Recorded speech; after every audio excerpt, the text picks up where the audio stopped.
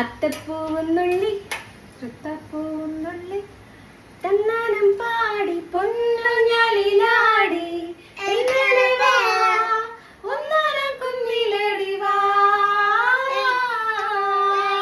പായസം കുടിക്കണമെന്ന ആഗ്രഹം അമ്മ മുന്നോട്ട് വെച്ചപ്പോൾ പക്ഷെ അത് വെറുതെ പോരല്ലോ, ഓണമൊക്കെ അല്ലേ, ഓണത്തിൻ്റെതായ രീതിയിലൊക്കെ ഒന്ന് ഒരുങ്ങി നല്ലൊരു പായസം വെക്കാം എന്ന് വിചാരിച്ചു. ബൈ ദ ബൈ, എനിക്ക് ഒറ്റയ്ക്ക് സാരി എടുക്കാൻ അറിയില്ല എന്ന് പറഞ്ഞാൽ ചെയ്തു തരാൻ എന്തിനും പോകുന്ന ഒരാളുള്ളപ്പോൾ മനഃപൂർവ്വം ചില കാര്യങ്ങൾ നമ്മൾ പഠിക്കില്ലല്ലോ. ഇന്ന് വരെയുള്ള എൻ്റെ എല്ലാ കാര്യത്തിലും എനിക്കൊപ്പമുള്ള, ഞാൻ എന്ത് ചെയ്താലും അതിൽ പെർഫെക്ഷൻ തിരയുന്ന എൻ്റെ ഒഫീഷ്യൽ ക്രിട്ടിക്കാണ് അമ്മ.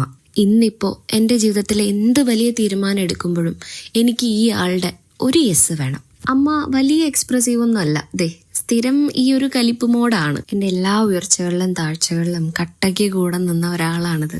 അമ്മയെ ഹെൽപ്പ് ചെയ്യാനെന്ന വ്യാജേന അടുക്കളയിൽ കയറിക്കൂടി അവിടെ ഇരുന്ന് അണ്ടിപ്പരിപ്പ് മുന്തിരിയൊക്കെ ഞാൻ അകത്താക്കി. ഒരു വശത്ത് നോനുവിന്റെ വാശി, പോരാളിക്കലിപ്പിലാണ്.